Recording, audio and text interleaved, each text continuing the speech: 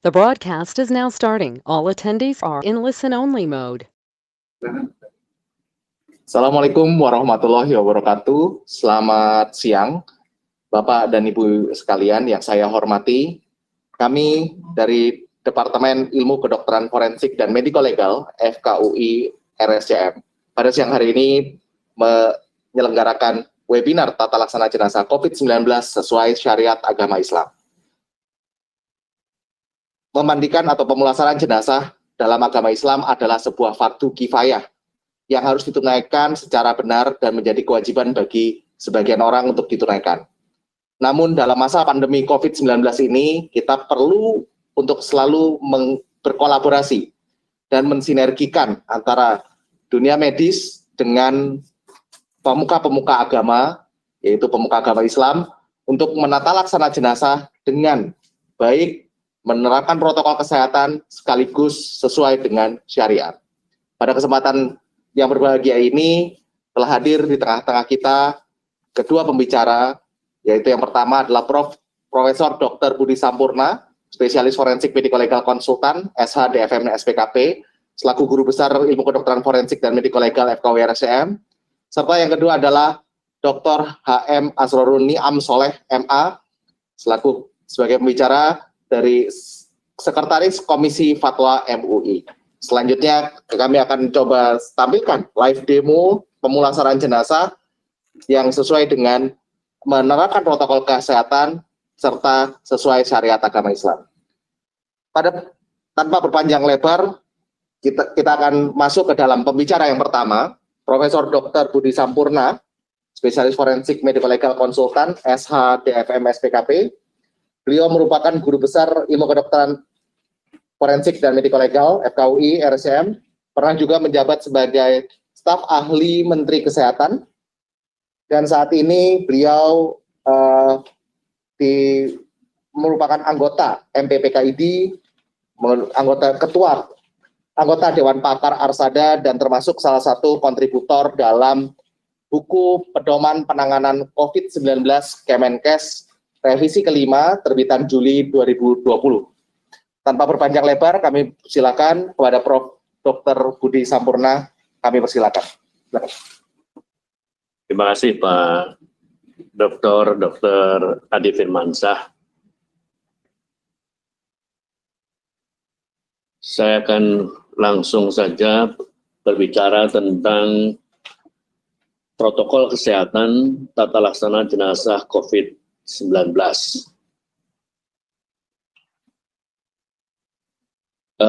Kita mulai dengan pertimbangan kesehatan. Dalam arti bahwa mengapa kita harus melakukan sesuatu yang berbeda dengan dalam keadaan normal. Penyebabnya adalah pada saat ini kita sedang mengalami pandemi penyakit COVID-19 yang penyebabnya adalah SARS-CoV-2 yang sampai saat ini belum kita pahami seluruhnya, baik penyakitnya maupun virusnya. Yang kita tahu adalah bahwa penularan COVID-19 itu melalui droplet, bisa aerosol, bisa fomage atau muntahan, bisa berasal dari kontak yang erat dengan benda-benda atau yang tertular atau yang tercemar itu, atau juga bisa dari feses, ya, dari kotoran manusia yang tentu saja kalau terpegang dan kemudian tidak cuci tangan maka bisa masuk melalui mulut. Yang kedua, kita tahu bahwa masih kita ketahui atau kita pahami bahwa ada kemungkinan penularan melalui udara atau airborne. Karena saat ini pun kita masih bisa menemukan virus tersebut di benda-benda mati yang bisa hidup sampai beberapa jam. Bahkan di jenazah hingga 9 hari postmortem sesudah kematian masih bisa ditemukan. Meskipun kita tidak tahu apakah virus yang ditemukan itu masih bisa menimbulkan penyakit atau bisa menularkan penyakit Itu kita belum tahu. Tapi paling tidak kita mengkhawatirkan bahwa keadaan tersebut jangan-jangan dapat menularkan penyakit dari jenazah ke manusia. Pada umumnya kita paham bahwa selain pada Ebola, Marburg, dan kolera, umumnya jenazah tidak infeksius. Tetapi khusus untuk penyakit ini kita belum tahu banyak, sehingga kita menganggap bisa kemungkinan. Kita bisa lihat pada waktu kita melihat laporan otopsi orang-orang yang meninggal karena COVID-19 di negara lain. Di Jerman misalnya menemukan bahwa ternyata waktu periksaan swab tenggorokan masih bisa positif sampai hari ke-12. Bahkan RNA SARS-CoV-2-nya masih ditemukan di paru-paru dalam konsentrasi yang tinggi. Di dalam darah juga masih ditemukan virus. Bahkan titer RNA virus masih terdapat berkadar tinggi di organ hati, ginjal, dan jantung. Namun demikian, dengan pemakaian peralatan APD, alat pelindung diri tingkat 3, jadi yang paling bagus, ternyata petugas yang melakukan otopsi tidak ada yang tertular. Artinya bahwa APD tingkat 3 cukup efektif di dalam mencegah penularan. Pertimbangan kesehatan lain adalah bahwa pasti kita mengutamakan keselamatan kesehatan orang yang hidup. Kita utamakan itu ketimbang yang sudah meninggal. Karena yang meninggal tentu tidak akan tertular lagi, tetapi yang hidup yang harus kita pertahankan jangan sampai tertular. Oleh karena itu kita harus melakukan pencegahan penularan. Dengan data-data yang tadi bahwa virus masih bisa ditemukan pada jenazah, maka kita harus memperlakukan jenazah sedemikian rupa sehingga kita bisa mencegah virus keluar dari jenazah. Kita harus menjaga jarak antara pelayat dengan jenazah atau pelayat dengan pelayat. Bahkan kita meminta orang-orang yang ada di sekitar jenazah menggunakan alat pelindung diri, melakukan kebersihan tangan, mengatur adab tata cara batuk dan bersin apabila terjadi, dan kemudian juga mencegah kontak langsung. Demikian pula kita juga tidak boleh lupa bahwa tetap kita harus mempertahankan atau memperhatikan dan menghormati martabat manusia, agama dan budaya yang dianut jenazah dan keluarganya, sehingga kita harus hormati seluruhnya untuk kita lindungi. Demikian juga WHO ternyata tidak merekomendasikan pengawetan jenazah. Biasanya pengawetan jenazah kita lakukan dengan penyuntikan formalin, tapi pada kasus ini kalau kita lakukan itu maka dapat terjadi aerosol. Maka itu yang mengakibatkan orang mengatakan kalau bisa tidak dilakukan pengawetan jenazah kecuali dilakukan oleh tenaga kesehatan yang kompeten dengan alat pelindung diri yang lengkap. Kita tahu bahwa pengawetan sebetulnya merupakan desinfeksi yang baik. Nah, Bapak Ibu sekalian, bahwa sekarang kita bicara tentang kematian akibat COVID-19. Ini yang biasanya menjadi masalah karena kadang belum sempat terdiagnosis atau bahasa kita adalah terkonfirmasi diagnosis COVID-19 ini dengan PCR, tapi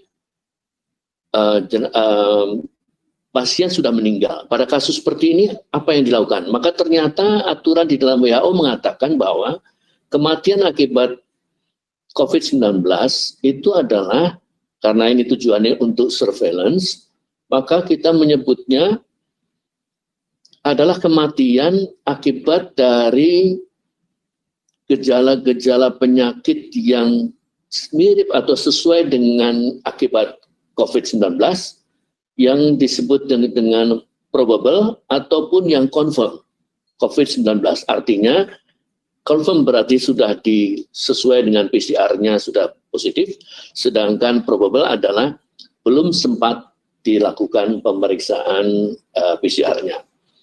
Nah, kita sebut bukan penyakit COVID, penyebabnya adalah apabila kita menemukan sebab kematian lain yang jelas tidak ada hubungannya dengan COVID.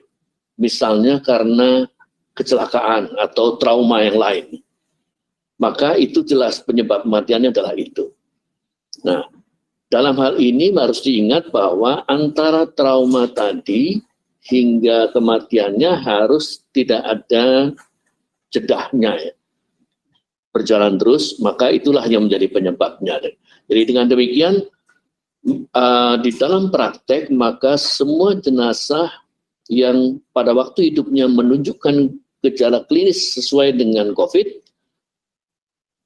meskipun dia probable atau confirm, maka kalau dia meninggal harus diperlakukan sebagaimana dia akibat COVID.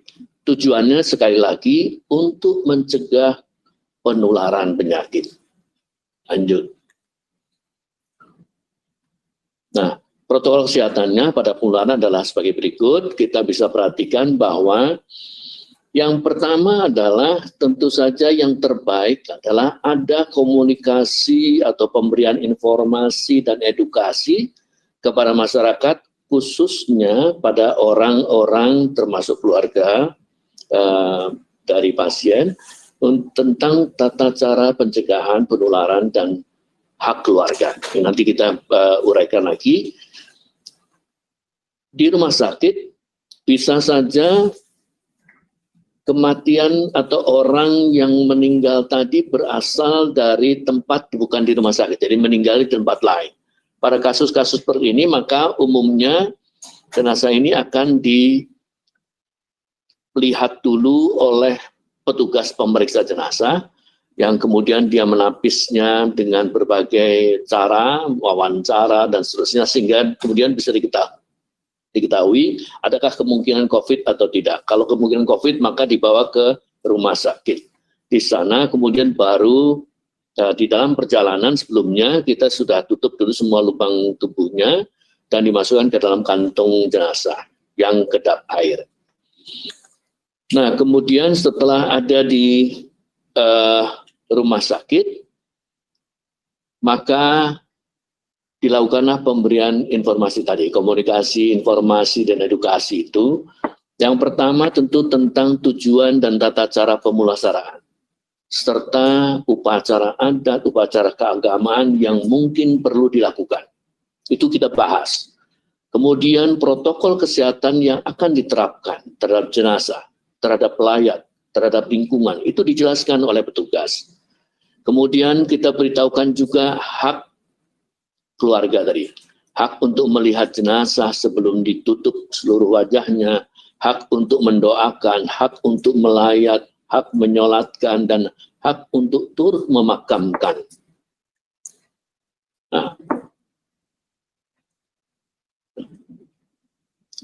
sebelum melakukan tindakan pemulasaraan, maka petugas harus memastikan bahwa semua petugas yang kontak dengan jenazah menerapkan kewaspadaan standar sesuai dengan tingkat risiko dan kontaknya. Umumnya menggunakan gaun yang anti air atau tidak meresap air, kemudian menggunakan masker dan kacamata atau face shield-nya. Nah, tetapi dalam praktek kalau kita yakin bahwa ada kemungkinan percikan cairan atau sekret dari tubuh itu terpapar pada orang petugas-petugas, maka sebaiknya petugas tadi memakai penutup kepala, pakai face shield, pakai Google ya, dan kemudian masker medis dan gaun yang tidak tembus cairan. Kalau perlu bahkan dibolehkan menggunakan coverall dan kemudian juga menggunakan masker N95. Jadi ini sangat bergantung pada tempat di mana kita bekerja, apakah hal-hal ini kemungkinan terjadi enggak gitu. Perhatikan juga para petugas bahwa pada waktu memakai dan waktu melepaskan APD tadi harus dengan urutan dan tata cara yang sesuai standar.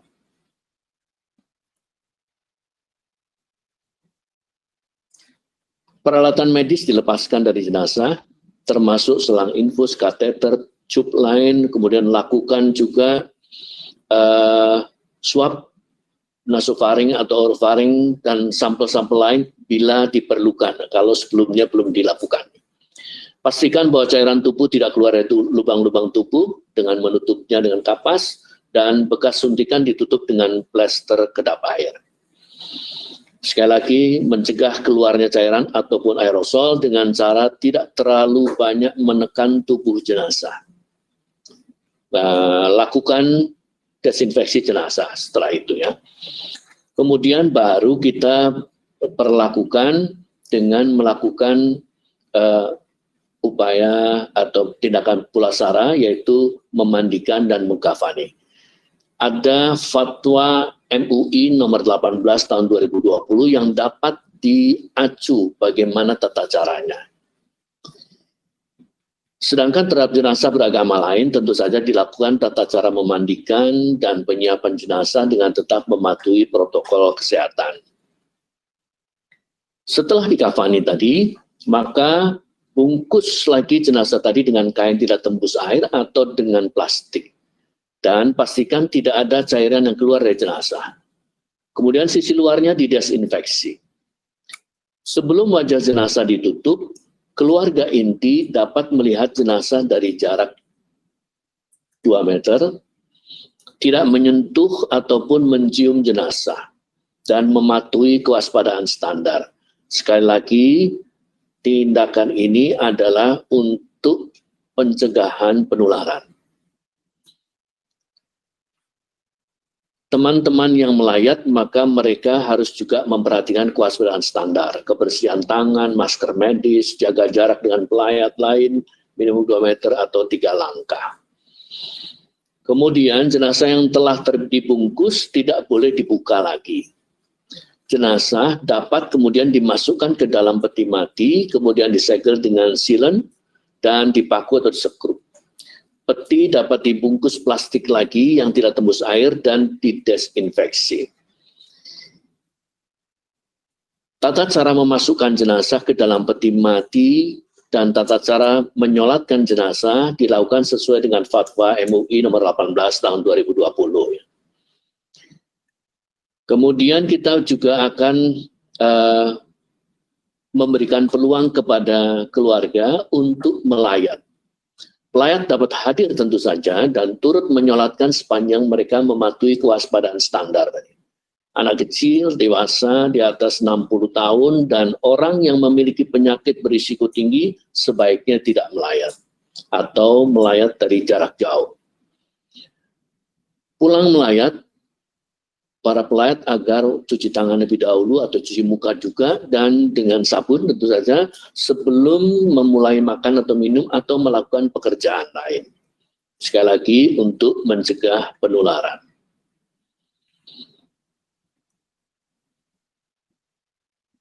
Tentang pemakaman, maka pengurusan administrasinya dilakukan dengan mengikuti tata cara pemakaman yang diatur oleh pemerintah daerah setempat. Ketentuan lain yang dilakukan oleh WHO memang ada peraturan pengaturan itu, tetapi yang penting buat kita adalah kita sudah melakukan mendaftar dan mengikuti aturan yang diatur oleh pemerintah daerah, karena pemerintah daerah sudah mengaturnya sesuai dengan ketentuan WHO tadi. Kemudian kita bisa lihat bahwa kalau pada waktu pemakaman, maka keluarga dan pelayat lain dapat menghadiri pemakaman dengan mematuhi kewaspadaan standar, seperti biasa, kebersihan tangan, masker, medis, dan jaga jarak dengan pelayat lain, dan seterusnya. Dan terhadap jenazah beragama Islam, pelaksanaan pemakamannya sekali lagi mengikuti fatwa MUI. Di dalamnya nanti akan juga dijelaskan oleh pembicara lain, yaitu Pak Kiai Haji Asrorun Niam. Lanjut, saya kira itu yang akan saya sampaikan dari sisi kesehatan, dan berikutnya kita simak lagi dari sisi agama. Terima kasih. Assalamualaikum warahmatullahi wabarakatuh. Waalaikumsalam warahmatullahi wabarakatuh. Terima kasih Prof. Budi Sampurna. Beberapa hal memang tampak bahwa sangat diperlukan protokol kesehatan terhadap tata laksana jenazah, karena juga untuk memenuhi hak-hak bagi mencegah penularan bagi pelayat maupun kepada lingkungan. Namun juga tetap dengan menunaikan hak-hak bagi jenazah, termasuk hak untuk dipulasara, dimandikan, dikafanin sesuai dengan syariat agama Islam. Baik, kita akan berlanjut ke pembicara kita yang kedua. Saya lihat Pak Kiai Haji Muhammad Asrorun Niam Soleh sudah bergabung dengan kita. Saya akan bacakan sedikit kurikulum vitae Pak Haji Muhammad Asrorun Niam Soleh sebagai Sekretaris Komisi Fatwa Majelis Ulama Indonesia Pusat, lahir di Nganjuk tanggal 31 Mei tahun 1976. Beliau memiliki sederet pengalaman karir menjadi Ketua Komite Syariah WHFC, Wakil Sekretaris Dewan Syariah Nasional MUI, pengasuh pesantren Al-Nahdoh Depok, dosen di UIN Syarif Hidayatullah Jakarta, Sekretaris Komisi Fatwa MUI periode 2015-2020, juga menjadi Ketua Komisi Perlindungan Anak Indonesia periode 2014-2017, dan saat ini juga menjabat sebagai Deputi Pengembangan Pemuda Kementerian Pemuda dan Olahraga RI sampai sekarang. Dengan sederet karya ilmiah yang saat ini yang terakhir adalah yang saya bacakan juga ada Fatwa MUI dalam perspektif hukum dan perundang-undangan. Tanpa berpanjang lebar lagi, kepada Bapak Dr. HM Asrorun Niam Soleh MA, kami persilakan, Pak. Terima kasih. Suara saya terdengar? Jelas, Pak. Terima kasih. Bismillahirrahmanirrahim. Assalamualaikum warahmatullahi wabarakatuh. Waalaikumsalam warahmatullahi wabarakatuh. Selamat siang, salam sejahtera untuk kita semuanya. Bismillah, alhamdulillah. Wassalatu wassalamu ala rasulillah, wala hawla wala quwata illa billah. Rabbi syrah li sadri wa yassir li amri wahlul 'uqdatam min lisani yafqahu qawli ba'du. Yang saya hormati Profesor Dr. Budi Sampurno yang tadi sudah menyampaikan paparannya seputar tema diskusi kita pada kesempatan siang hari ini.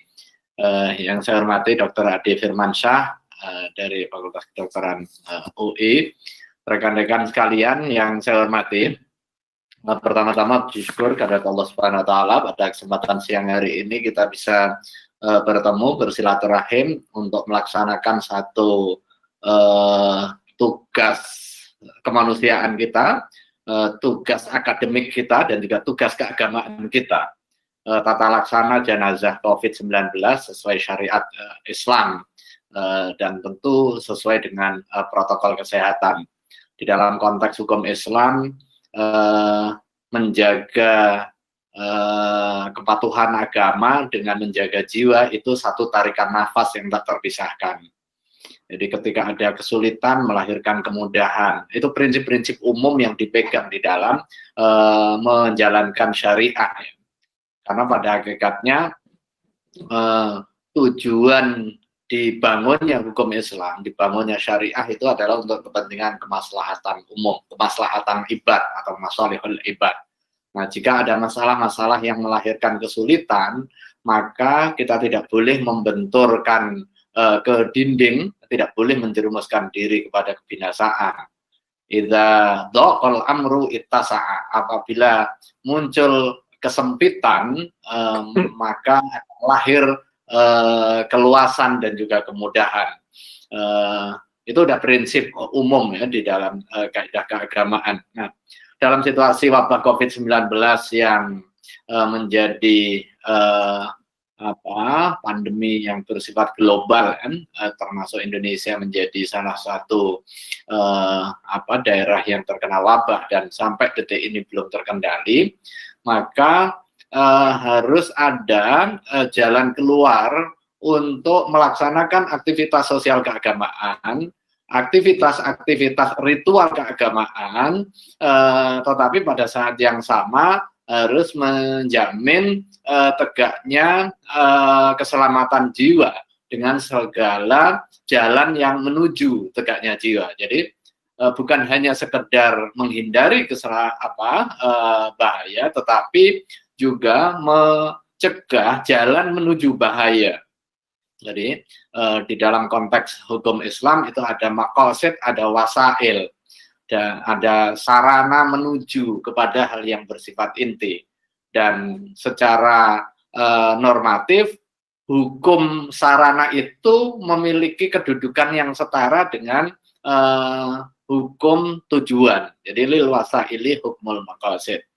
Ini prinsip dasar ya terkait dengan apa yang akan kita diskusikan pada kesempatan siang hari ini. Kemudian yang kedua, sebelum masuk kepada fatwa Majelis Ulama Indonesia nomor 18 tahun 2020, soal tajhizul janaiz, soal pengurusan dan juga pemulasaraan jenazah. Begitu seseorang wafat, dia sudah terputus, dia tidak terkena kewajiban. Cuma dia memiliki hak. Haknya itu ada 4, kan? Hukukul janaiz, yang menjadi kewajiban bagi orang yang hidup. Makanya di dalam konteks hukum Islam, kewajibannya bersifat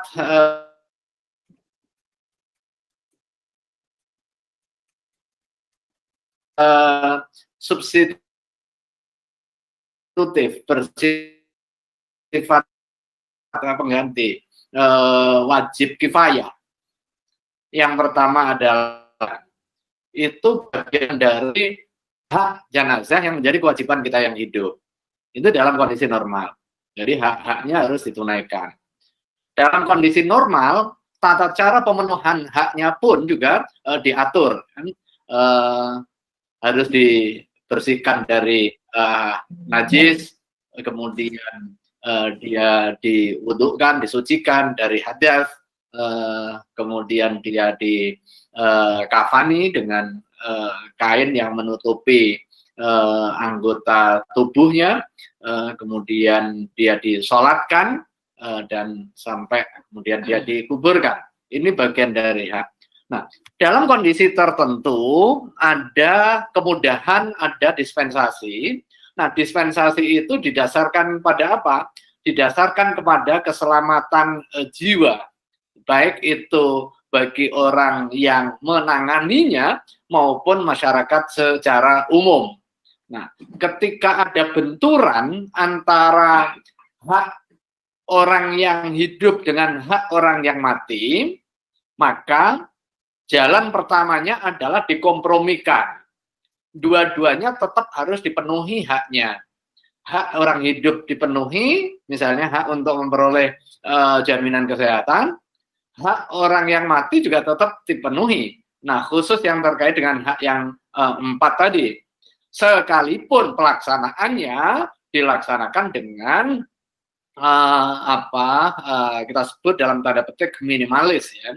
Misalnya yang normal itu dibersihkan seluruh tubuhnya, itu dimandikannya hanya dengan diguyur misalnya, ya.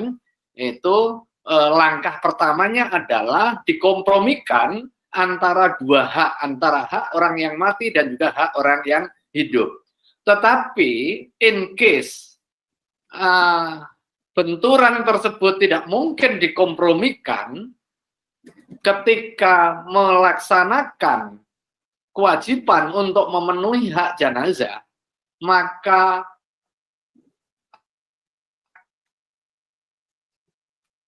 hidup sebaliknya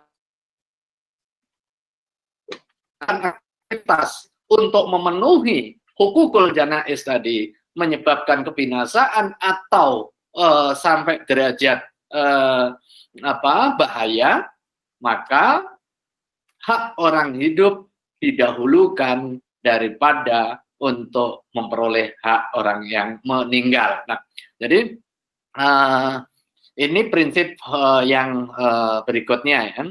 Yang ketiga, saya mau memberikan penjelasan mengenai Fatwa Majelis Ulama Indonesia nomor 18 tahun 2020 tentang pedoman tajhizul janaiz bagi jenazah yang terinfeksi COVID-19. Pembahasannya cukup lama dan terakhir kita juga mendengar pandangan ahli sejauh mana sih kondisi COVID-19 dan juga bahaya yang ditimbulkan, kemudian sejauh mana sih wabah COVID itu bisa menginfeksi, bisa menularkan kepada orang lain pada saat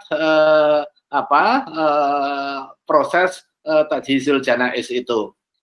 Atas dasar informasi pihak yang memiliki kompetensi dan menurut hemat Komisi Fatwa memenuhi standar kredibilitas, maka fatwa ini disusun.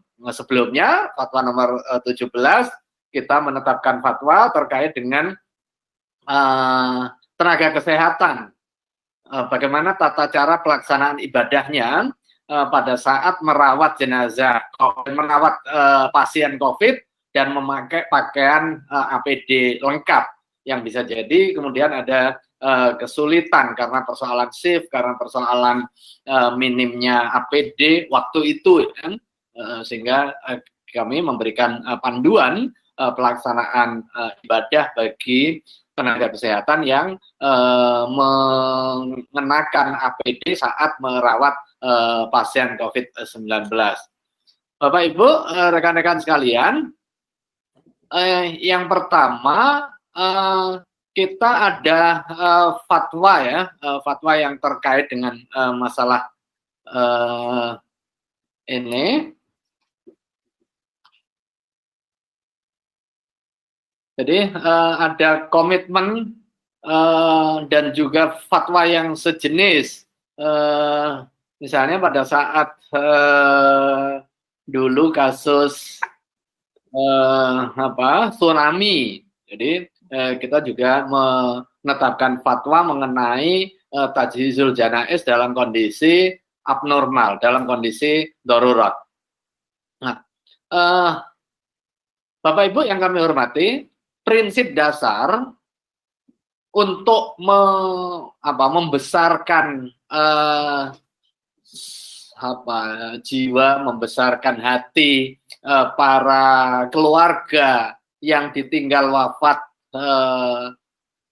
saudara yang terkena COVID-19 ini, fatwa ini menegaskan bahwa umat Islam yang wafat karena wabah itu memiliki kedudukan utama, syahid fil akhirah. Tapi tentu dengan ikhtiar ya, setelah dilakukan ikhtiar dia terkena wabah, kemudian dilakukan proses pengobatan, tetapi akhirnya kemudian meninggal. Maka meninggalnya orang yang wafat karena wabah itu syahid fil akhirah. Apa itu syahid fil akhirah? Adalah seseorang yang di akhirat dikualifikasi sebagai syahid, diampuni dosanya, dan dimasukkan surga bighairi hisab, tanpa adanya proses hisab. Tetapi di dunia hak-haknya tetap dilaksanakan atau dipenuhi, hak yang terkait dengan jenazah. Hak dimandikan, hak dikafani, hak disalatkan, dan juga hak dikuburkan. Nah, pelaksanaannya tetap wajib menjaga keselamatan orang yang hidup. Nah, itu prinsip dasar. Ya. Nah, bagaimana pedoman memandikan jenazah? Dalam kondisi normal, seandainya ya, ini lagi-lagi babnya soal seandainya, yang tahu persis kan pasti pertimbangan adalah pertimbangan tenaga medis dan juga tim pemulasaraan jenazah. Jadi seandainya jenazah korban COVID itu masih potensial menularkan, maka menjaga agar tidak tertular itu kewajiban syar'i. Ketika ada benturan kewajiban tadi, maka kewajiban untuk menunaikan hak orang yang hidup itu didahulukan. Tetapi jika tidak terjadi benturan, maka kompromi antara dua hak tadi harus dilaksanakan semaksimal mungkin. Makanya langkahnya dengan asumsi tadi masih ada penularan, jenazah dimandikan tanpa harus dibuka pakaiannya. Tetapi kalau menurut pandangan medis ini sudah tidak ada masalah, ya dibuka begitu. Apalagi pakaian yang lama terkena najis. Tapi nggak boleh tiba-tiba, wah karena jenazah COVID saya takut ketularan, udahlah langsung saja dimakamkan tanpa melewati proses pemenuhan hak jenazah. Tentu itu juga tidak dibenarkan. Artinya kita tidak boleh berada di dalam dua ekstrim ketakutan. Ekstrim yang pertama adalah untuk menjaga jiwa, maka hak yang seharusnya tadi diberikan kepada jamaah, kepada jenazah yang wafat terkena COVID, nggak kita penuhi, tentu ini nggak pas juga. Tetapi kalau memberlakukan sesuatu harus dalam situasi normal, padahal kondisinya abnormal, itu juga tidak dibenarkan secara syar'i. Petugas wajib berjenis kelamin yang sama. Nah ini semata untuk kepentingan menjaga ketentuan agama yang lain, yaitu bab soal aurat ya. Apalagi biasanya pada saat pemandian ada melepaskan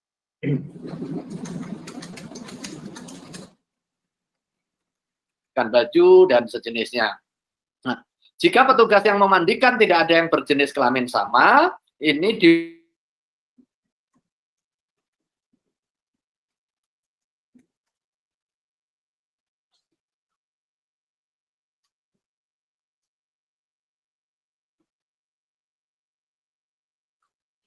suaranya.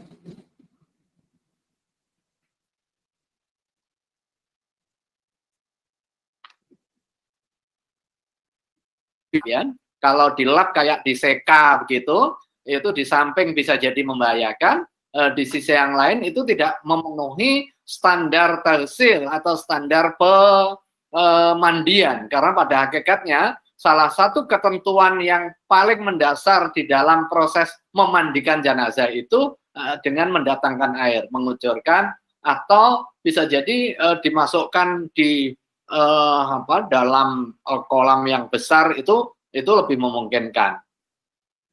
Jika atas pertimbangan ahli yang terpercaya nggak mungkin dimandikan itu karena pertimbangannya adalah pertimbangan soal keselamatan atau nggak ada tempat, kekhawatiran kalau dipindah ngangkatnya susah atau secara teknis artinya memang tidak memungkinkan. Jika itu dipaksakan akan menyebabkan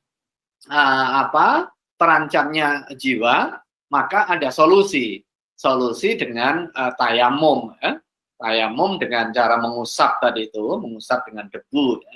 Kalau mengusap dengan air itu tidak cukup secara syar'inya. Nah, jika menurut pandangan ahli yang terpercaya bahwa memandikan atau menayamumkan nggak mungkin karena membahayakan petugas, maka berdasarkan ketentuan darurat syariah, jenazah tidak dimandikan atau ditayamumkan. Apakah in practice ini sampai derajat yang G ini, tentu tenaga kesehatan dan juga petugas yang memahaminya. Tetapi bukan prinsipnya adalah mengambil yang mudah-mudah saja, harus ada pemastian bahwa tahapan G ini setelah melewati pemastian bahwa itu nggak mungkin dilaksanakan karena faktor doror atau faktor bahaya. Dan ini pernah terjadi pada saat pengurusan jenazah korban tsunami misalnya, setelah diketemukan, tetapi secara fisik sudah nggak mungkin. Kalau dimandikan ini bisa membahayakan, bisa menularkan penyakit misalnya, maka itu dimungkinkan untuk kuburkan tanpa dimandikan. Yang berikutnya, pedoman mengkafani jenazah setelah tadi proses dimandikan atau ditayamumkan, jenazah dikafani dengan menggunakan kain yang menutup seluruh tubuh ya. Kalau toh misalnya pada saat setelah dikafani keluar kotoran misalnya, itu sudah masuk kategori makfuat ya.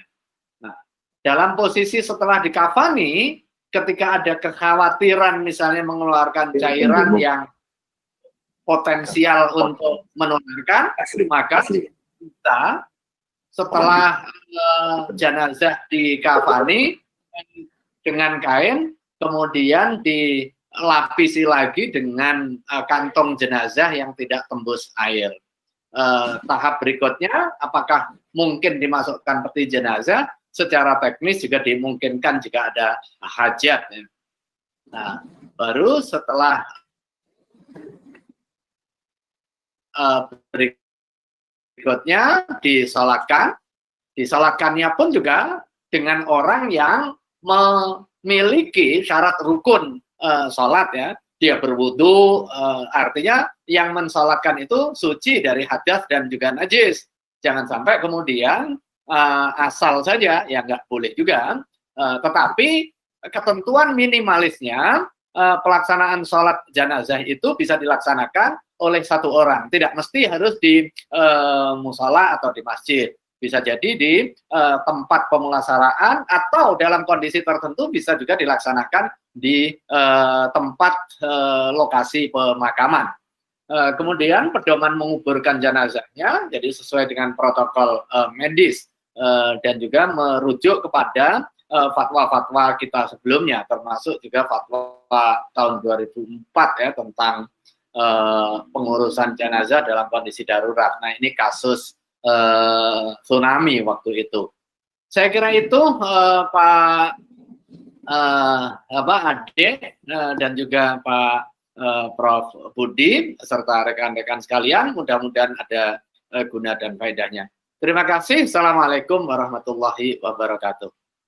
Waalaikumsalam warahmatullahi wabarakatuh. Terima kasih banyak pada Bapak Dr. HM Asroruni Amsoleh atas penjelasannya tentang dasar-dasar hukum Islam, bagaimana kita bisa sampai kepada tata laksana jenazah yang sesuai dengan syariat-syariat, termasuk adalah menjadi kewajiban syar'i untuk menjaga tidak tertular. Dan bagaimana pola pikir kita tentang bagaimana menata laksana mulai dari hak-hak orang yang hidup dan bagaimana mengkompromikan hingga menunaikan hak-hak mayit juga termasuk menunaikan hak-hak orang hidup.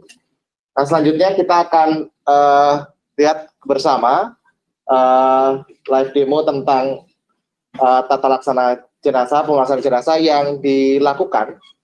Seperti kita ketahui, petugas yang akan menata laksana jenazah ini tentunya harus dibekali dan menggunakan alat pelindung diri yang level 3, yaitu mulai dari sepatu boots, kemudian menggunakan apron, yaitu apron gaun, menggunakan masker, head cap, face shield, dan terakhir dengan menggunakan sarung tangan. Nah, kemudian jenazah kita terima dari ruang perawatan dalam keranda infeksius yang juga tertutup, dan jenazah sudah diperlakukan di kamar jenazah, di ruang perawatan adalah sudah ditutupi lubang-lubang tubuhnya dan dapat dimasukkan ke dalam kantong jenazah, maupun dapat juga bila tidak tersedia kantong jenazah ditutup dengan plastik yang kedap air. Selanjutnya ini sebagai demonstrasi kita semprotkan desinfektan terlebih dahulu ya pada seluruh tubuh. Nah, untuk kemudian selanjutnya jenazah ini menggunakan manekin kita desinfeksi dan kita mandikan. Pemandian tentunya dengan secara syariat Islam ini hanya sebagai demo, tata cara memandikan, diguyurkan, dan sehingga seluruh tubuh sesuai syariat. Selanjutnya setelah dimandikan, tentunya jenazah harus dikafani dengan tadi tentunya tidak sesuai protokol kesehatan adalah tidak memanipulasi daerah perut maupun daerah dada, tidak menekan terlalu berat, tidak terlalu dalam. Jenazah kita bawa ke meja untuk dilakukan pengkafanan. Ya. Dikafankan dengan kain kafan dan juga ditutup kembali dengan plastik pembungkus. Ya.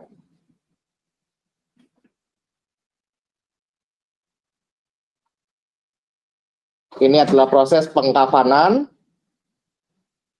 Pengkafanan tetap dengan sesuai syariat, dengan tetap menerapkan protokol, yaitu tadi seperti yang dijelaskan oleh Prof. Budi Sampurna untuk tidak menekan daerah perut terlalu dalam, sehingga untuk mencegah keluarnya udara dari saluran pernapasan dan mencegah adanya pengeluaran feses dan lain sebagainya. Kita kafankan dengan baik dan ditutup dengan plastik kembali.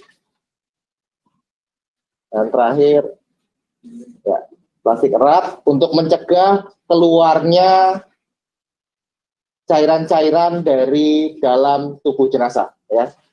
Cairan keluar dari lubang hidung, lubang mulut, ya, serta lubang pelepas. Kain kafan yang digunakan biasanya 3 lapis, ya.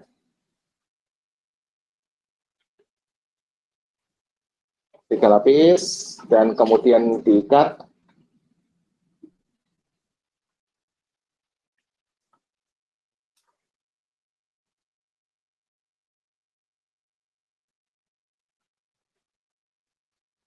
Ya.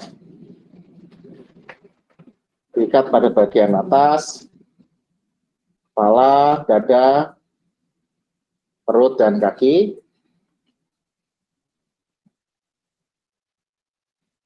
Kenapa ini harga arah-arah?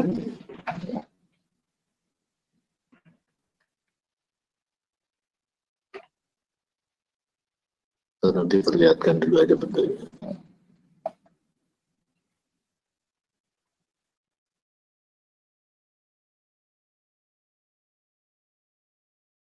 Bungkus kembali dengan plastik erat,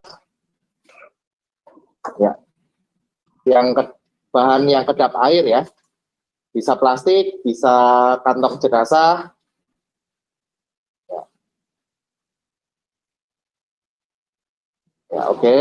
Nah, setelah ini kemudian bisa keluarga tentunya bisa melihat jenazah sesaat sebelum ditutup plastik, ya, karena sudah dilakukan desinfeksi dan sudah dimandikan, sehingga pada saat ditutup dengan plastik kemudian keluarga bisa nah, setelah ditutup dengan plastik, dimasukkan ke dalam peti jenazah untuk kita perlakukan juga dengan hati-hati, dan pada setelah masuk didesinfeksi kembali. Ya, nah, di sini kita desinfeksi kembali. Ya, oke. Nah, kemudian baru ditutup. Dan kemudian peti jenazah ditutup, dibalut dengan plastik supaya tidak ini.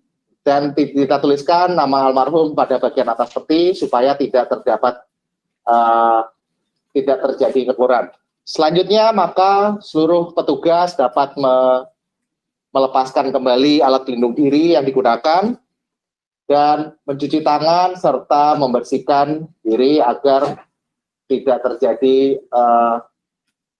melepas dan membuang APD pada tempat yang telah disediakan. Ini adalah seperti ini, ditutup.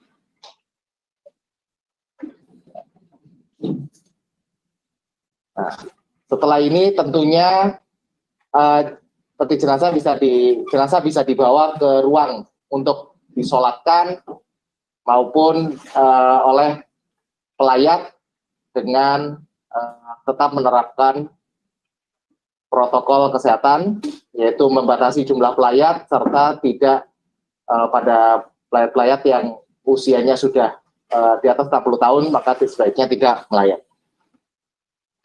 Ya.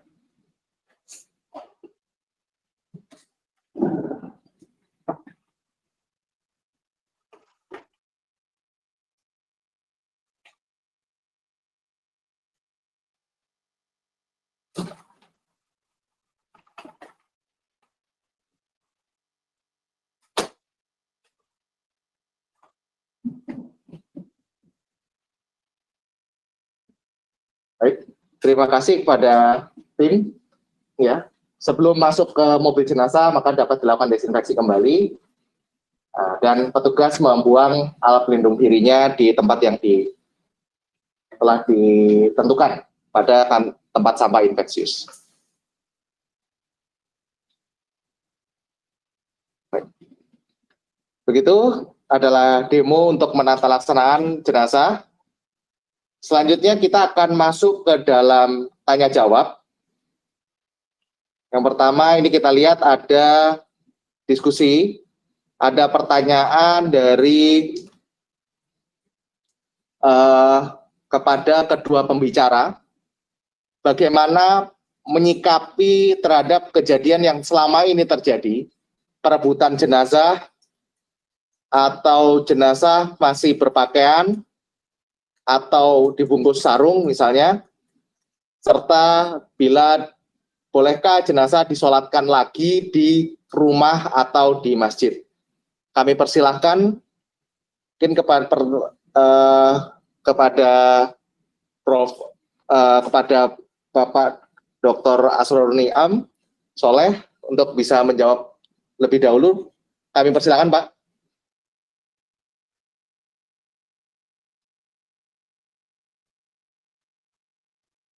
Ya, terima kasih ya. Yang pertama, aktivitas memaksa semata untuk kepentingan memenuhi hak jenazah tanpa mempertimbangkan aspek kesehatan yang hidup, tentu ini tidak sejalan dengan prinsip syariah. Karena prinsip syariah itu yang pertama adalah adamul haraj, tidak ada kesulitan. Begitu ada kesulitan, datang kemudahan. Jadi al-masyaqqatu tajlibut taisir. Kesulitan itu akan mendatangkan kemudahan. Nah, jika aktivitas kita untuk melaksanakan ketaatan keagamaan, tetapi dengan cara yang tidak dibenarkan secara syar'i, maka itu berdampak kepada ketidaksempurnaan. Misalnya begini, melaksanakan qiraatul Quran itu hukumnya dianjurkan karena qiraatul Quran itu memang bagian dari ibadah. Jadi salah satu kekhususan Al-Quran itu al-muta'abbad bitilawati.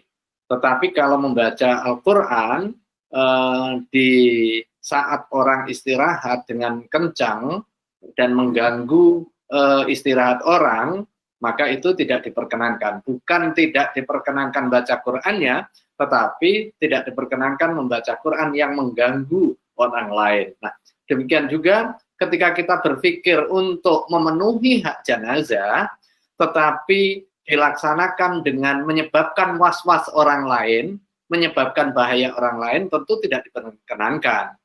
Sungguh pun kita diwajibkan untuk memenuhi hak jenazah. Nah, bagaimana tata caranya?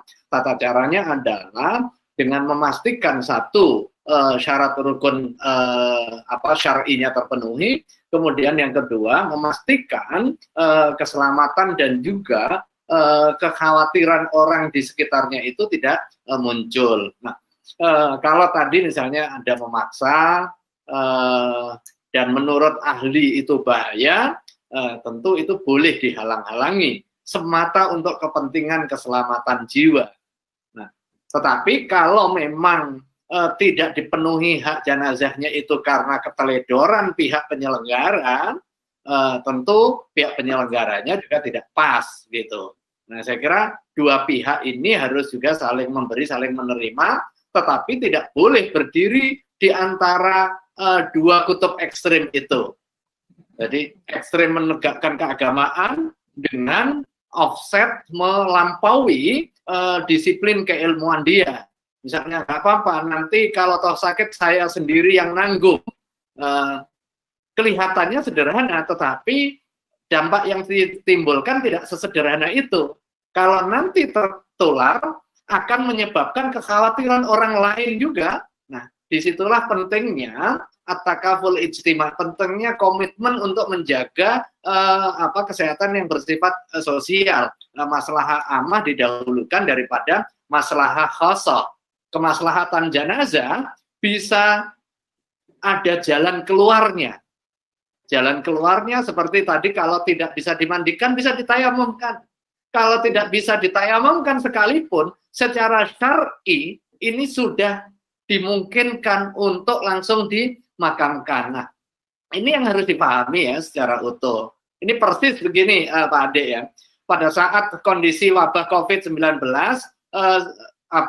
memuncak, kemudian salah satu ikhtiarnya adalah meminimalisir kerumunan, meminimalisir aktivitas jamaah, sementara salat Jumat itu hukumnya wajib. Tetapi untuk memutus mata rantai penularan COVID-19, Jumu'ah yang asalnya wajib tadi bisa diganti dengan melaksanakan sholat zuhur di rumah. Bisa jadi awalnya kan nggak enak. Karena apa? Karena persoalan kebiasaan. Tetapi menggeser dari sholat Jumu'ah berjamaah tadi ke rumah, itu juga dibenarkan secara syar'i. Bukan berarti kita mengurangi ketaatan kita kepada Allah Subhanahu wa Ta'ala. Demikian juga pengelolaan jenazah. Tetapi kalau tadi pertanyaannya diambil kemudian dipindah, sholat jenazahnya diulang, apakah secara syar'i dibenarkan? Iya. Sholat jenazah bisa dilaksanakan beberapa kali juga, bisa dilaksanakan sendiri, setelah itu berjamaah, bisa sholat jenazah jamaah di rumah sakit, kemudian di kuburan disolatkan lagi, apakah itu benar? Dibenarkan secara syar'i. Itu Pak Ade. Baik, terima kasih. Mungkin Prof. Budi bisa menambahkan. Ya, prinsipnya sebetulnya kalau ada komunikasi yang baik antara petugas dengan keluarga sebelum dilakukan tindakan apa-apa, maka itu akan lebih menguntungkan kedua belah pihak. Pertama, tadi sudah kita sebutkan bahwa komunikasi tadi menjelaskan tentang berbagai hal. Kalau kita sudah mengatakan bahwa keluarga bukannya hilang sama sekali atau seperti kehilangan jenazah, tidak boleh melihat, tidak boleh segala macam, itu tentu saja yang mengakibatkan orang menjadi ingin merebut itu ya, karena dia tidak tahu apa-apa itu. Tapi seandainya ada kesepakatan dalam berkomunikasi tadi bahwa nanti sewaktu memandikan, keluarga dapat melihatnya dari jauh misalnya. Atau kalau ada kemungkinannya keluarga salah satu bisa menggunakan APD lengkap juga turut di dalam melakukan itu. Hal-hal seperti ini sebenarnya bisa dibahas.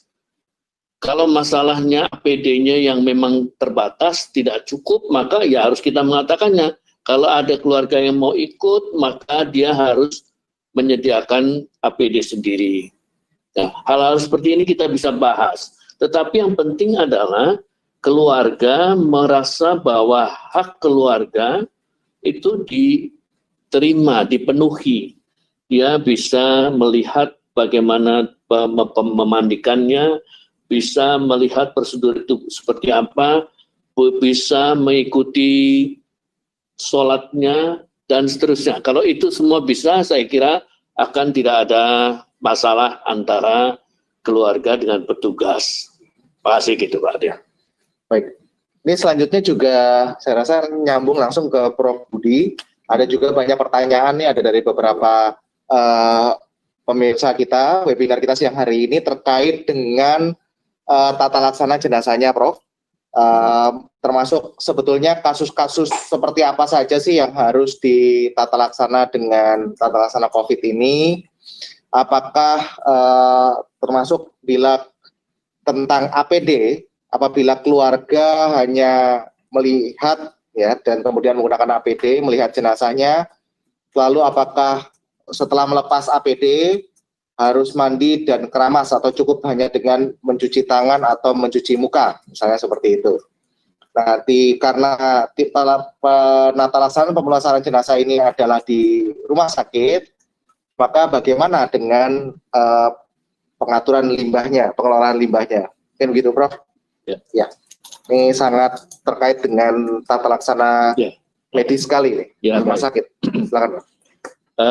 Tentang kasus sebetulnya prinsipnya tadi hanya dua. Jadi kasus adalah yang probable atau yang confirm COVID-19. Maka itulah yang diperlakukan seperti tadi.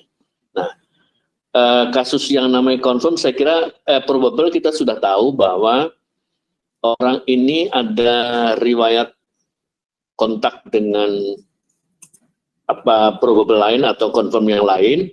Kemudian dia memiliki gejala-gejala terutama di daerah saluran nafas, dan dia banyak yang gejala-gejala itu apa saja, dan labnya tentang PCR-nya belum ada. Itu yang probable. Sedangkan yang confirm adalah kalau PCR-nya sudah mengatakan bahwa memang positif COVID-19. Nah, itulah yang kita perlakukan semua itu. Sekali lagi tujuannya adalah mencegah penularan dari jenazah ke pelayat atau petugasnya. Yang kedua tadi APD. APD tentu saja meskipun dia dari jauh atau orang melihatnya dari jauh, yang perlu dipertimbangkan adalah bahwa di dalam penata laksanaan memandikan dan segala macam pemulasaran segala macam itu masih ada kemungkinan terjadi aerosol. Bahkan kalau sudah terjadi, entah itu disengaja atau tidak, maka ada kemungkinan aerosol itu terbang dengan arah yang sesuai dengan arah angin. Apakah itu dari AC ataupun dari jendela ataupun dari mana-mana ya. Nah, dan ini mengakibatkan setiap orang yang ada di sekitar situ mempunyai peluang untuk tertular. Oleh karena itu, masing-masing orang harus sadar menjaga diri agar tidak terkena tertular tadi. Tidak perlu terlalu takut, tapi juga tidak perlu mengabaikan. Karena kalau melakukan pengabaian, maka bahayanya adalah orang-orang bisa terkena atau tertular padahal dia tidak yakin ada kontak. Nah, ini yang perlu. Kemudian kalau setelah melepas APD, haruskah mandi dan keramas? Ini sebenarnya perlu ditanyakan pada orang itu sendiri ya. Kalau memang jauh dari tempatnya, dia hanya lihat dari jauh, tentu saja kita sudah harus berpikir paling tidak cuci tangan dan cuci muka adalah wajib. Kalau mandi kita memang tidak persoalkan ya. Mandi itu bergantung pada waktu kita melakukan itu kontaknya terlalu banyak enggak gitu. Tetapi cuci tangan dan cuci muka saya kira harus. Kemudian tentang pengelolaan limbah, sebetulnya kalau kita di rumah sakit, pengelolaan limbah itu menjadi nggak salah karena memang itu sudah wajib sebuah rumah sakit yang memiliki kamar jenazah dan melakukan memandikan jenazah pada mayat atau jenazah yang mungkin memiliki tingkat infeksius yang cukup memadai, maka harus punya tata cara pembuangan limbah dengan baik. Kalau itu sudah ada, maka lakukan seperti biasa saja, limbahnya sesuai dengan apa yang biasa kita kerjakan. Termasuk limbah padatnya bagaimana, limbah cairnya seperti apa, itu kita kerjakan dengan baik. Nah, itu sebabnya juga kita mengatakan bahwa sebaiknya tata laksana pulasara itu dilakukannya di rumah sakit. Karena kalau di rumah, yakin kita di rumah itu tidak ada tata cara maupun peralatan untuk melakukan atau mengalirkan limbah atau membuang limbah dengan tata cara yang sudah biasa dilakukan di rumah sakit. Itu kira-kira Pak Ade. Oke. Baik, terima kasih. Berarti termasuk bahwa tadi dijelaskan juga oleh Prof bahwa memang kasus yang ditata laksana sebagai dengan tata laksana COVID adalah yang kasus probable dan kasus confirm ya Prof ya. Yeah. Jadi yang suspek menjadi masih suspek COVID pun tetap dengan untuk mencegah penularan adalah ditata laksana dengan ini. Termasuk, nah ini ada sedikit nyambung Prof, ada pertanyaan dari Dr. Cika Darmo tentang bagaimana bila jenazah ini berada dari luar terkait kasus pidana dan kemudian status suspeknya ini atau status COVID-nya ini belum diketahui. Ini baiknya seperti apa, Prof? Ya, tentu ini bagian yang paling sulit karena untuk urusan yang lain juga jenazah yang tanpa informasi yang cukup tentu saja mengakibatkan kita tidak mudah dalam membuat keputusan. Dalam hal kita tidak mampu membuat keputusan, tetapi potensi penularan itu ada oleh karena kita dalam keadaan pandemi, maka adalah lebih baik kita melakukan pencegahan penularan. Prinsipnya sebetulnya itu. Nah, tentu saja bagaimana kita bisa meyakini bahwa ini sebetulnya ada atau tidak, maka sebenarnya kita bisa mencoba mencari informasi dari keluarganya atau orang yang menemukan atau bagaimana peristiwanya terjadi pada orang ini meninggal. Mungkin kita memperoleh informasi, tetapi mungkin juga kita tidak memperoleh informasi tentang itu. Kalau ada informasi dan kita bisa cukup meyakini bahwa lihat gejala-gejala dan peristiwa bagaimana meninggalnya, kita bisa meyakini ada kemungkinan tentang COVID, maka kita lari ke sana. Kalau orang ini sebetulnya datang ke sini karena ke rumah sakit maksud saya, meninggal di luar karena kejahatan misalnya, atau kecelakaan, trauma gitu jadinya ya. Maka apakah kemudian kita juga memperlakukan apakah terjadi COVID, hasil dari suatu COVID atau tidak? Sangat bergantung pada kita sebetulnya. Kalau kita meyakini orang ini dalam pembicaraan dengan keluarganya misalnya tidak pernah menunjukkan gejala apa-apa, kemudian dia sekali ini sedang keluar dan kemudian terjadi kecelakaan, maka tidak ada salahnya kita kalau kemudian kita turut meyakini bahwa ini bukan kasus COVID. Tetapi kalau dalam peristiwanya, dalam informasi ada gejala-gejala ke arah sana, maka silakan membuat keputusan bahwa untuk kepentingan pencegahan penularan, maka kita lakukan hal yang tadi. Terima kasih. Terima kasih, Prof. Sangat jelas penjelasannya. Selanjutnya ini ada pertanyaan untuk Bapak Asrorun Niam terkait juga tentang memandikan jenazah nih Pak. Ternyata masih banyak yang belum paham. Jadi sebetulnya air ini boleh nggak sih atau seperti tadi Bapak bilang adalah ambil yang ekstrim ujung gitu ya. Boleh nggak rumah sakit langsung aja membuat SOP tayamum saja, tidak perlu pakai air misalnya.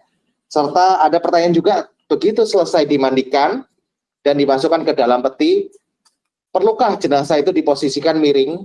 Atau bahkan di sini ada pertanyaan, biasanya kan kalau dimakamkan itu diberikan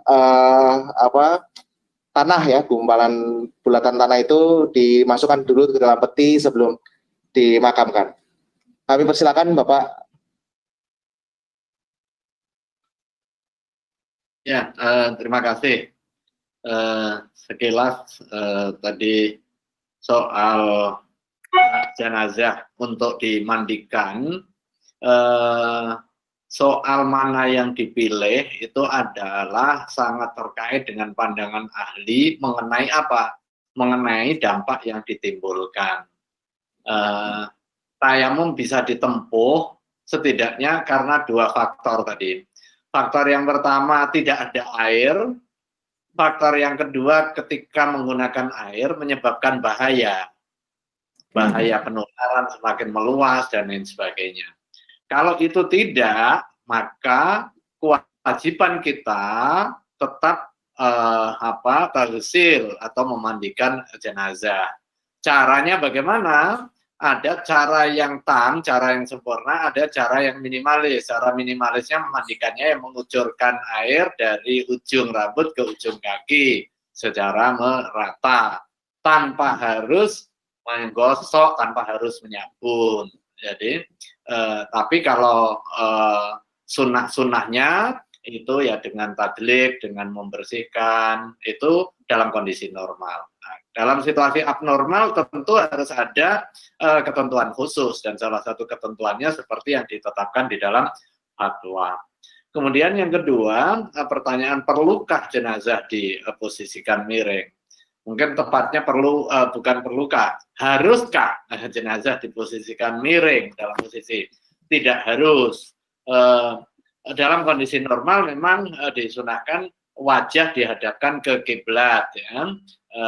Artinya kalau ke kiblat berarti dimiringkan ke arah barat. Pada saat kita posisi di Indonesia, jenazahnya dikuburkan utara dan selatan.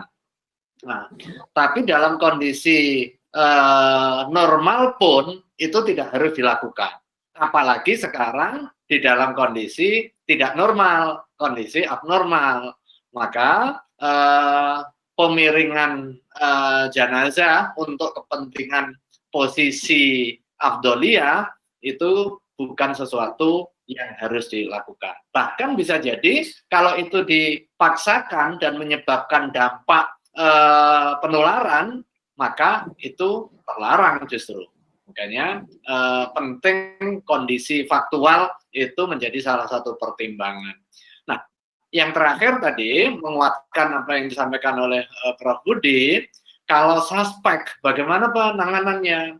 Ada kaidah fiqhiyah yang dipedomani, darul mafasid muqaddamun ala jalbil masalih. Prinsipnya adalah menghindari mencegah terjadinya kerusakan itu didahulukan daripada komitmen untuk memperoleh kemaslahatan. Ketika wabah COVID-19 sampai hari ini belum identifikasi soal obatnya, kemudian mekanisme penyebarannya, maka pencegahan untuk hal-hal yang punya potensi terjadinya penularan itu harus dioptimalkan. Seperti menjaga jarak. Kepentingannya kan apa? Bukan jaga jaraknya yang dituju. Kepentingannya adalah mencegah agar tidak terjadi kontak yang punya potensi terjadinya penularan. Pakai masker dalam kondisi normal benar. Itu orang yang sakit yang pakai masker. Tetapi karena kita nggak tahu si A si B itu terkena apa enggak, maka kita untuk masker untuk kepentingan apa? Mencegah. Kita belum tahu si A, si B, si C itu terpapar atau tidak. Kepentingan mencegah itu didahulukan. Demikian juga di dalam pengelolaan jenazah tadi.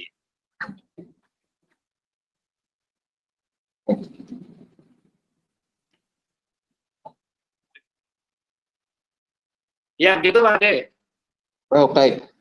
Berarti tapi satu lagi tadi Pak, berarti kalau memang di dalam peti itu tidak perlu diposisikan miring, tidak harus ya, tadi tidak harus, maka sebetulnya bagaimana dengan yang tanah tadi, gumpalan tanah Pak? Biasanya kita sebelum ini kan muka dibuka, kemudian diberikan tanah sebelum jenazah itu dikuburkan. Ini apakah juga menjadi apakah harus atau bagaimana Pak? Ya, itu juga tidak harus. Makanya ketika jenazah sudah dipenuhi haknya dengan dikafani, kemudian sudah disolatkan, sekarang tinggal penguburan. Nah, pada saat pengkafanan untuk mencegah potensi penularan ditaruh di kantong plastik misalnya ya, terus dimasukkan peti. Kepentingan penghormatan jenazahnya sudah sempurna, masuk tidak harus juga dengan membuka petinya. Baik, terima kasih atas jawabannya tadi yang sangat jelas. Ini masih ada pertanyaan lagi saya rasa kepada Prof. Budi ini ya, tentang bagaimana tanggung jawab, sejauh mana tanggung jawab rumah sakit dalam pemulasaran jenazah.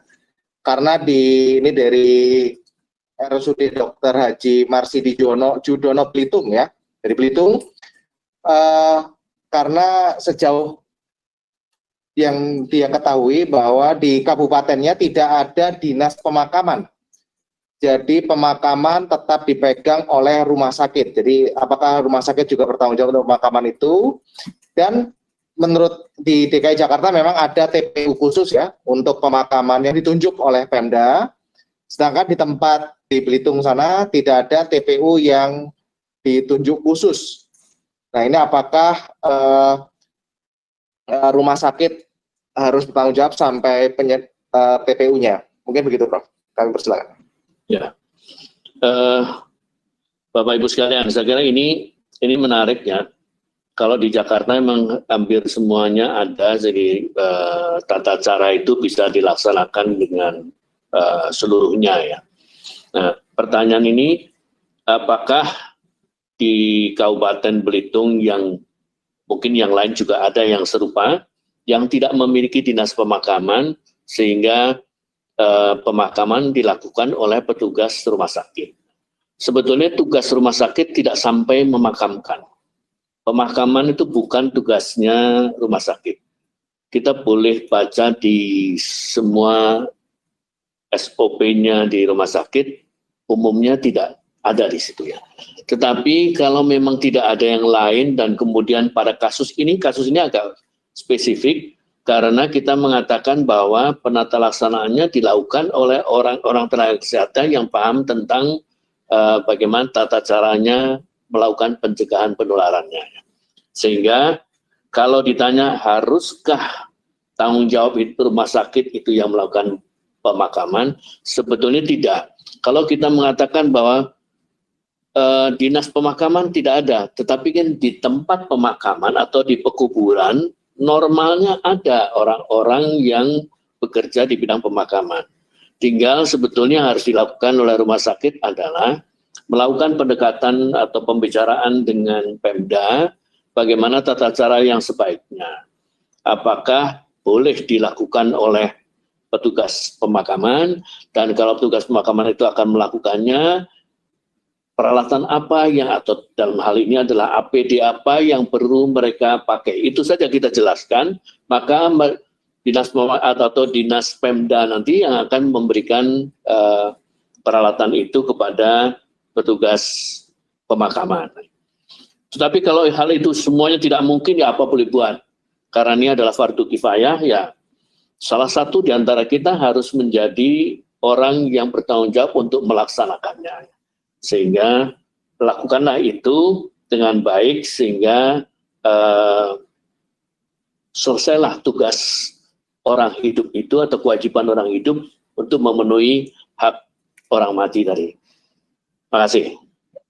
Berarti apabila ada misalnya ada keluarga yang menolak, Prof, ya, tata laksana jenazah, sekalipun pihak rumah sakit sudah menjelaskan tentang hal tersebut, bahwa termasuk suspek juga harus ditata laksana, tapi ternyata keluarga menolak dan mau memandikan sendiri di rumah, ini sejauh mana tanggung jawab rumah sakit? Apakah rumah sakit tetap harus bertahan untuk tidak melepas atau bagaimana, Prof, jalan keluarnya?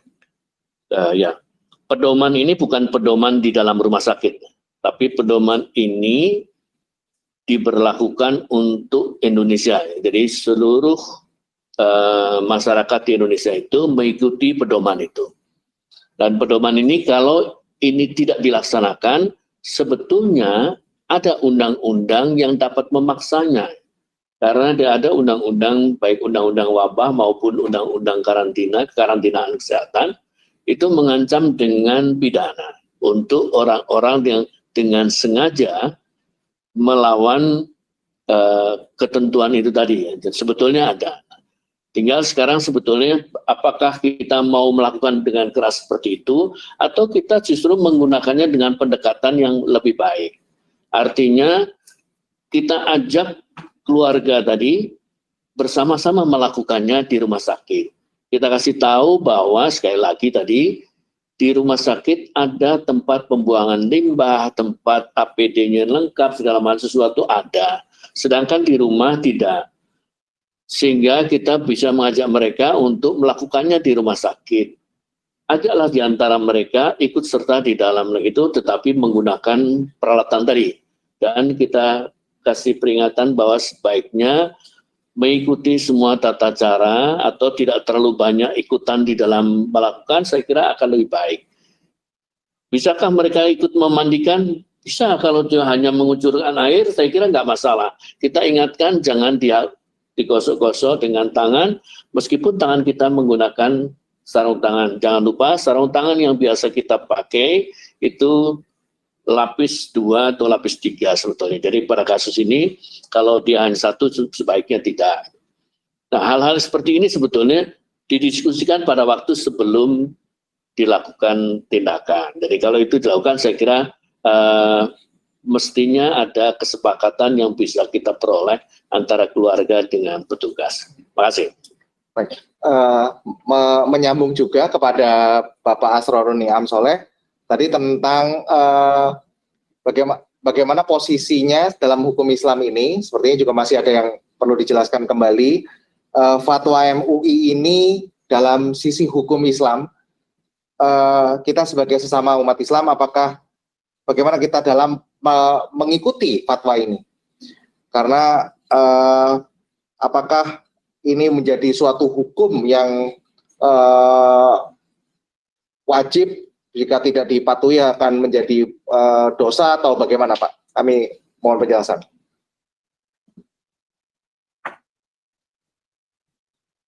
Ya, terima kasih ya. Ketentuan hukum Islam itu ada yang terkait dengan personal, ada yang terkait dengan publik. Kalau yang terkait dengan personal itu konsekuensinya lebih hubungan dia dengan Allah Subhanahu Wa Taala. Misalnya sholat atau enggak sholat, itu hubungannya sangat personal. Tetapi ada ketentuan fikih yang bersifat sosial. Relasinya adalah relasi sosial dan juga muaranya adalah kepentingan kemaslahatan amah. Maka di dalam posisi yang seperti ini, komitmen untuk menjaga kemaslahatan umum itu harus menjadi concern kita bersama, dan itu bagian kewajiban syar'i. Kalau tidak, maka akan ada resiko resiko hukuman tadi ya. Hukumannya tidak hanya sekedar hubungan fil akhirah, tetapi hukuman fid dunia, karena berdampak kepada membahayakan orang lain. Nah, dalam kondisi normal, dua kepentingan ini harus dijaga. Kepentingan personal hubungan kita dengan Allah, dan kepentingan hubungan antar sesama. Tetapi in case terjadi benturan antara mana yang didahulukan, antara kepentingan personal dengan kepentingan yang bersifat umum, maka al-maslahah amah muqaddamah alal maslahah al-khasah. Kemaslahatan yang bersifat publik, kemaslahatan yang bersifat kolektif, itu harus didahulukan daripada hanya sekedar memperoleh kemaslahatan yang bersifat personal. Tadi mengurusin jenazahnya itu lebih ke kemaslahatan personal. Ini dalam kondisi normal harus dijaga dua-duanya. Tetapi kalau tidak, maka kemaslahatan yang bersifat publik itu harus didahulukan. Nah, dalam kondisi penanganan jenazah ini, makanya Fatwa Majelis Ulama Indonesia menekankan dan juga menjelaskan bahwa secara syar'i jenazah ini adalah syahid. Ini sekaligus juga untuk membesarkan keluarga yang sedang bersedih ya. Tentu kita semua juga bersedih, kita bisa memahami kesedihan keluarga saat ditinggal keluarganya, terlebih ditinggal dalam situasi wabah COVID seperti yang dialami. Akan tetapi perlu disampaikan bahwa kepentingan jenazah itu harus juga didudukkan di dalam kerangka kepentingan kolektif kita. Jenazahnya ini sudah syahid begitu. Artinya secara syar'i jenazah yang syahid fil akhirah tadi di mata Allah Subhanahu wa taala memiliki kemuliaan. Nah, kadangkala kita orang yang hidup merasa pengen optimal memberikan penghormatan guna kepentingan jenazah. Nah, ini harus kita kembalikan nih hakikatnya kalau kita maksa-maksa itu untuk kepentingan jenazah apa kepentingan ego kita, kira-kira begitu. Nah, tetapi benar apa yang disampaikan Prof. Budi tadi, di dalam pelaksanaannya tentu harus ada proses komunikasi, ada proses tafahum tadi. Nggak boleh juga menang-menang. Bisa jadi petugas kesehatan memastikan udah yang lain keluarga nggak boleh. Tentu ini nggak arif juga. Nah, makanya perlu ada komunikasi, diskusi, ada pendekatan, komitmen untuk membangun kesadaran jauh lebih penting daripada pendekatan yang bersifat punitif. Pendekatan punitif akan menyisakan masalah, baik itu masalah hukum maupun masalah sosial serta masalah psikologis. Jangan sampai kemudian kondisi kesedihan akibat ditinggal wafat saudaranya ini kemudian melahirkan kesedihan baru karena ketidakarifan masing-masing kita. Saya kira itu, Mas Ade. Terima kasih Pak Niam. Saya lihat waktu sudah menunjukkan pukul 13.27. Kami berucapkan terima kasih banyak kepada kedua pembicara pada siang hari ini, Profesor Dr. Budi Sampurna, spesialis forensik medical legal, SHDFM SPKP, dan Bapak Dr. Haji Muhammad Asrorun Niam Soleh, MA, yang telah memaparkan materi yang sangat luar biasa pada siang hari ini. Memang ini jadi ada masukan juga, Pak Niam, ini memang ternyata perlu adanya sosialisasi yang lebih luas terkait dengan fatwa MUI ini, karena memang ternyata dari list yang saya baca ada komentar bahwa memang masih banyak belum dipahami oleh masyarakat kita. Ini menjadi masukan yang baik dan semoga kegiatan webinar kita siang hari ini bisa memberikan masukan yang sangat kepada seluruhnya. Sedikit resume yang bisa saya sampaikan sebagai moderator adalah bahwa memang pencegahan penularan secara tata laksana protokol kesehatan merupakan hal yang ternyata secara agama pun adalah sebuah kewajiban yang syar'i, dan namun juga dalam penata laksanaannya tentunya tidak boleh sewenang-wenang dengan hanya berlandaskan pada kepentingan medis saja ataupun pada kepentingan personal, namun juga kita harus bisa mengkompromikan dengan kepentingan kemaslahatan umat yang lebih luas. Dan ini juga merupakan suatu bagian dari yang tadi saya boleh mengutip, mohon saya kalau salah, adalah sebagai bentuk tafahum antara pihak medis dengan pihak keluarga dan untuk memberikan suatu komitmen yang membangun kesadaran. Kalau saya boleh kutip tadi pernyataan dari Bapak Asrorun Niam Soleh adalah kita adalah komitmen yang membangun kesadaran untuk bersama-sama mencegah penularan demi kemaslahatan umat. Kami ucapkan terima kasih kepada seluruh peserta yang telah bergabung pada webinar kita siang hari ini. Kami ucapkan terima kasih kembali Prof. Budi Sampurna dan Bapak Asrorun Niam Soleh atas waktunya pada siang hari ini dan kesempatan untuk berbagi. Kurang lebihnya kami mohon maaf atas apabila ada kekurangan dan kesalahan. Wabillahi taufik wal hidayah. Wassalamualaikum warahmatullahi wabarakatuh. Waalaikumsalam wabarakatuh. Terima kasih Prof. Terima kasih. Terima kasih. Terima kasih Pak Niam.